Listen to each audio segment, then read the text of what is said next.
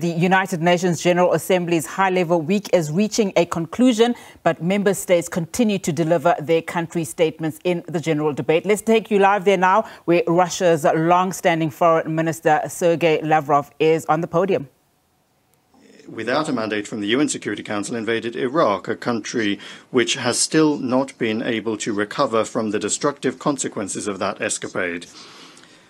In 2005, the UN World Summit declared a commitment to establishing a just peace in accordance with the principles and purposes of the UN Charter. This sacred obligation certainly didn't stop the USA and their allies from getting the then leader of Georgia, Mikhail Saakashvili, in 2008 to unleash an armed aggression against the people of South Ossetia and Russian peacekeepers. And a further 3 years after that, NATO organized the military intervention in Libya, destroying its statehood and undermining the stability of neighboring countries. In 2015, the UN Summit on Sustainable Development adopted grandiose plans to combat poverty and inequality, but they turned out to be empty promises in light of the reluctance of the countries of the West to refrain from their neo-colonial practices of mining the wealth of the entire world for their benefit. Just look at the statistics of the promises that were kept in terms of financing the development of the countries of the Global South and the transfer of environmentally friendly technologies. Just like Kofi Annan and Ban Ki-moon in the past, the current Secretary-General advanced his own initiative under the slogan of rebooting global cooperation. It's an excellent slogan. Who could be opposed to that? But what global cooperation can we really talk about at a time when the West has trampled all of these unshakable values of globalization that they've been telling us about for so many years from this rostrum, trying to convince us that they would ensure equal access for everyone to the goods of contemporary civilization? Where is the inviolability of property, the presumption of innocence, freedom of speech, access to information, fair competition on markets with understandable and unchanging rules? The Secretary-General is talking about global cooperation at the same time as the countries of the West have unleashed a veritable sanctions war against a good half, if not the majority, of states in the world. And the dollar, which was advertised to us as the heritage and good of all of humanity, has been grossly transformed into a weapon. For more than 60 years, there has been a trade blockade of Cuba, the cancellation of which the overwhelming majority of members of the international community are calling for. In the pursuit of the ever more ephemeral aim of preserving their domination, Washington is blocking the normal work of the World Trade Organization on dispute settlement and reform of the Bretton Woods institutions, the structures of which for a long time now have not reflected the real balance of forces in the global economy and finances. The West also wants to transform the UN into a tool for advancing its mercantile plans. As was shown by the Summit of the Future, there are more and more attempts to erode the intergovernmental nature of the organization. Long necessary changes in the staffing of the Secretariat are being held back. Key posts in the Secretariat are now essentially occupied and handed down to representatives of the Western minority. If the Secretary-General is calling for a reboot of global cooperation, then the Secretariat must advance unifying ideas and propose compromise options rather than coming up with excuses to introduce into the UN's work narratives that are beneficial to the West. Breathing new life into the UN, it's not too late to do that. But in order to do that, we can't have unrealistic summits and declarations. Rather, it must be done through rebuilding confidence and trust on the basis of the Charter principle of the sovereign equality of all member states. However, as long as confidence is being undermined, for the time being it is, and the actions of the West to create in circumvention of the UN narrow formats that are subordinate to it to resolve subsidiary fateful issues such as internet governance and artificial intelligence. But those problems affect the future of all of humanity, and they must be considered on a universal basis without discrimination or trying to achieve unilateral advantage. That is to say that there must be an honest negotiation involving all members of the UN, rather than the way that the so-called Pact for the Future was prepared for, without a single plenary round of negotiations. that all countries would be involved in, but instead of that, the work was carried out under the control of Western manipulators. As a result, the pact, even before it was born, had already joined the pantheon of declarations that sound nice in English. Sad as it is, that is the fate of products of these World Summits. However, things aren't any better when it comes to implementing Security Council resolutions, which are binding. The sabotage of decisions on the Kosovo settlement and the Dayton agreements on Bosnia and Herzegovina says a great deal. But the most glaring example continues to be spinning out over almost 80 years the consensus resolutions on the creation of an independent Palestinian state coexisting in peace and security with Israel. There can be no justification for acts of terrorism, which Israelis fell victim to on the 7th of October last year. But everyone who still has a sense of compassion is outraged by the fact that the October tragedy is being used for the mass collective punishment of the Palestinians in the form of an unprecedented humanitarian catastrophe. The killing of Palestinian civilians with American weapons must immediately be ended. It is important to ensure the delivery of humanitarian aid to the enclave, the reconstruction of infrastructure, and most importantly, it is important to guarantee the realization of the legitimate right of the Palestinians to self-determination and to allow them, not in words, but in deeds, as they say, on the ground, to create a contiguous and viable state within the 1967 borders with its capital in East Jerusalem. Another glaring example of terrorist methods as a means of achieving political aims is the inhumane attack on Lebanon that transformed civilian technology into a lethal weapon. There must be an immediate investigation into this crime, but already we cannot remain silent in the face of the many publications in the media, including in Europe and here in the United States, that indicate to varying degrees the involvement and at the very least awareness of Washington when it comes to the preparation of that terrorist attack. And we understand that the Americans always deny everything, and they do everything they can to hush up any facts that come to light, as they did in response to the irrefutable evidence of their implication in the terrorist attack on the Nord Stream gas pipeline. Those gas pipelines, incidentally, were a marvelous symbol of that selfsame global cooperation that our Secretary General dreams of. But as a result of their destruction, the competitiveness of the European Union in the global economy has been undermined for long years to the benefit of the United States. It is on the West's conscience as well that the truth about those who organized many other heinous crimes has been put on a back burner, including the bloody provocation in the Kiev suburb of Bucha and the series of poisonings of citizens of Russia in Britain and Germany.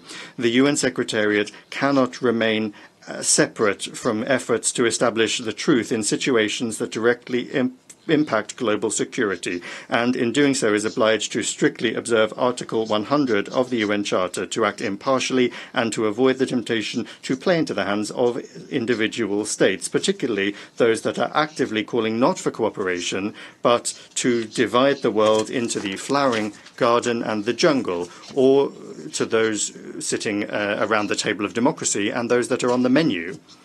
We mustn't forget also about the service record of those that demand that their rules be implemented by the rest of the world. The invasion of Afghanistan and the inglorious 20-year presence there of the infamous coalition was accompanied by the formation of Al-Qaeda. A direct result of the aggression against Iraq was the creation of ISIL. Unleashing the war in Syria gave rise to Jabhat al-Nusra, which is now Hayat Tahrir al-Sham, and the destruction of Libya opened the floodgates for the permeation of terrorism into the Sahara-Sahel region and for the flow of millions of illegal migrants to Europe. We call upon all of those that are thinking about the future of their peoples and countries to be very wary of any new escapades by those who invented these rules. We are particularly concerned by the now almost commonplace practice of political killings, as once again took place yesterday in Beirut. The tragic and unacceptable turn of events in the Arab-Israeli conflict in Yemen in the Red Sea Basin, in the Gulf of Aden, Sudan, and other hotspots in Africa reflects an indisputable fact. Security can either be equal and indivisible for all, or it won't be for anyone. An understanding of what would seem to be a simple truth in the context of European security is something that Russia for years has been trying to impart to Washington, London, and Brussels, who are obsessed with their complexes of their own exceptionalism and impunity. Although they initially promised not to expand NATO, and in 1999 and in 2010 they signed in official documents of OSCE summits an obligation to not ensure their security at the expense of others. In fact, the North Atlantic Alliance for 3 decades has been carrying out the geopolitical and military expansion of NATO into Europe. It is trying to take root in the South Caucasus and Central Asia, creating direct threats to the security of our country. And now the same is happening in the Asia-Pacific region, where NATO infrastructure is creeping in and to contain or deter China and Russia. Narrow military political blocs are being created that undermine the inclusive security architecture under the ASEAN umbrella. And the West is not only not remembering about the global cooperation that our Secretary General is such a fan of, but openly in their doctrine documents, they are harshly accusing Russia, China, Belarus, the Democratic People's Republic of Korea, and Iran of creating threats to their domination. In respect of Russia, they have declared the aim of dealing it a strategic defeat, almost just like London and Washington planned in May 1945, with the development, even before the end of the Second World War, of an operation entitled Operation Unthinkable to destroy the USSR. Back then, this was kept top secret, but the current Anglo-Saxon strategists are not hiding their ideas. For now, they do, it's true, hope to defeat Russia using the illegitimate neo-Nazi Kiev regime, but they're already preparing Europe for it to also throw itself into this suicidal escapade. I'm not going to talk here about the senselessness and the danger of the very idea of trying to fight to victory with a nuclear power, which is what Russia is. Equally senseless are the Western backers of Kiev swearing that there is no alternative to negotiations based on the infamous peace formula. They are defending this doomed ultimatum by shamelessly invoking the UN Charter, demanding the territorial integrity of Ukraine be ensured. And I would like to recall, in particular, I'd like to remind the colleagues in the Secretariat that the Charter isn't just about territorial integrity. Charter 1 of the Charter declares the obligation to respect the principles of the equality and self-determination of peoples, and that served as the international legal basis for the process of decolonization, which incidentally still needs to be completed, however much the French, the British, and other former colonial countries may resist. In 1970, the General Assembly unanimously decided in its declaration that everyone must observe the territorial integrity of those states whose governments respect the rights of peoples to self-determination, and on that basis provide the entire population living on that territory. And I underscore that this was a unanimous decision of the UN General Assembly following long years of difficult discussions. There's no need to prove that Ukrainian neo-Nazis, having seized power in Kiev as a result of the US and Ally-supported bloody coup d'etat in February 2014, didn't and are not still representing the Russian population of Crimea, Donbass, and Novorossiya. The Western leaders, doing anything they can to talk about human rights, are in a very telling way staying silent about these rights when it comes to the racist actions of their clients in Kiev.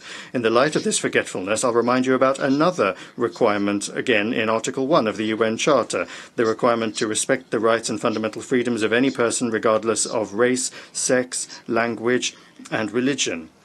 The rights of Russians and those that feel that they are part of Russian culture following the coup d'etat in Kiev have methodically been exterminated. The Russian language in Ukraine is banned by law in all areas, in education, the media, art, culture, and even in day-to-day life. Recently, another law was adopted banning the canonical Ukrainian Orthodox Church. These are gross violations of the rights of Russians enshrined in the UN Charter, and they bring with them threats to the security of Russia and all of Europe, stemming from the Kiev regime and those that are dragging it into NATO. And all of these are the root causes of the current Ukrainian crisis. It is to address these that is the aim of the special military operation that Russia is carrying out to defend its security and the current, present and future of the people on their native lands. We value the sincere aim of a number of our partners to advance, out of the best interests, mediation initiatives. We value their constructive results focus, unlike the hopeless Zelensky peace formula. We call upon our friends in their further efforts to take into account in full the facts that I have mentioned about the real reasons of this situation, the real causes of this situation. Unless they are addressed, a just UN Charter-based peace will not be possible. A realistic settlement plan was outlined by President Putin on the 14th of June, when once again, convincingly, he demonstrated Russia's goodwill when it comes to achieving negotiated agreements, the prospect for which were thrown out by Kiev and its backers as a result of the coup d'etat in 2014. The disruption of the Minsk agreements in 2015 and the Istanbul agreements of 2022. The unprecedented level of arrogance and aggressiveness of Western politicians against Russia simply not only nullifies the Secretary General's idea of global cooperation, but it is increasingly also blocking the functioning of the entire system of global governance, including the Security Council. That's not something we chose, and we're not responsible for the consequences of this dangerous course. However, if the West doesn't stop, there will be serious costs that will be felt by everyone. It is clear to the global majority that confrontation and hegemony will not resolve any global problem. They will only artificially hold back the objective process of the formation of a multipolar world order that will be based on the equal rights of large and small nations, that will respect the values of human identity, the equality of men and women, and the rights of peoples to determine their own fate. And incidentally, all of these are also quotes from the UN Charter, just like the principle of non-interference in the internal affairs of sovereign states as well. A confirmation of which, to the shame of the members of our organization, was blocked by the US and their satellites at that very same summit of the future when the pact was adopted. Speaking on the 18th of September before the participants in the 4th Eurasian Women's Forum in St. Petersburg, President Putin underscored the need for a pooling of efforts in the name of sustainable development and general universal, equal and indivisible security. Addressing the most complex problems facing all of humanity is something we can only do together, taking into account one another's interests. The West must realize this and refrain from its neo-colonial ideas. The Global South and the East are more loudly speaking about their rights and their fully fledged participation in decision-making processes on the whole range of the international agenda, which is becoming particularly relevant in a situation in which the West is steadily destroying the model of globalization that they themselves created. The role of interstate associations in Asia, Africa and Latin America is growing stronger, including the Shanghai Cooperation Organization, the African Union, the Community of Latin American and Caribbean Countries, the League of Arab States, the Eurasian Economic Union, the Association of Southeast Asian Nations and others. The contacts between those regional integration structures are being established among themselves and also with the global association, the BRICS, which is creating opportunities for harmonizing approaches and agreeing on mechanisms for mutually beneficial cooperation and development that are not under the control of any negative external influence or diktats. All of these objective processes need to be taken into account in the work of the G20 as well, where the G7 is no longer able to pick the tune. We need to take a new look at ways of ensuring security in various regions, learning lessons from the sad experience of the functioning of the NATO-centric models, or the models, the so-called model of Euro-Atlantic security that the West has used to serve their own expansionist ideas. Russia advanced the initiative of forming an inclusive architecture of equal and indivisible security in Eurasia, which, and I wish to underscore this, is open for all states and organizations on our shared continent. We stand ready to work together to find mutually acceptable solutions the use of interlinkages and the natural competitive advantages of a single Eurasian space. This will be the subject of an international conference in Minsk that begins on the 31st of October this year. We are not stepping away from dialogue with the West. In July, upon the proposal of Russia, there was an open debate in the Security Council on the subject of building a more just, more sustainable world order. We believe it is important to begin the discussion that has begun in the UN as well as in other platforms. With a fairer world order undoubtedly requires the expansion of the representation of the Global South in the UN Security Council. We support our position in favor of the candidacies of Brazil and India, while at the same time taking a positive decision on the well-known initiatives of the African Union. However, of course, we cannot even talk about any additional seats for Western countries who are already excessively overrepresented within the Security Council. Distinguished ladies and gentlemen, May next year we will mark the 80th anniversary of the victory in the Second World War, during which the genocidal policy of the Third Reich killed tens of millions of people, including 27 million citizens of all of the peoples of the Soviet Union. These crimes do not have a statute of limitations, nor is any moral justification for those who are trying to whitewash Nazi executioners, collaborators, and their current adherents, be it in Ukraine, the Baltics, Canada, or in any other countries. Today, the world is facing extremely serious challenges that require a joining of forces rather than confrontation and a thirst for global domination. Russia will always stand on the side of collective work, on the side of truth and law, peace and cooperation, in the interests of giving rebirth to those ideals that were enshrined by the Founding Fathers. That is the aim of the Group of Friends in Defense of the UN Charter that was created upon the initiative of Venezuela. Its purposes and principles remain fully relevant. The most important thing is to make sure that absolutely everyone is guided by those principles, not selectively choosing from a menu, but rather in their entirety and as they are interlinked, including the principle of the sovereign equality of states.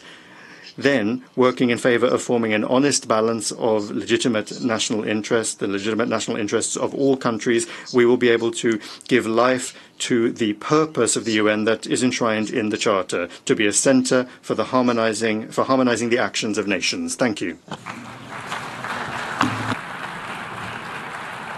I thank the Minister for Foreign Affairs of the Russian Federation.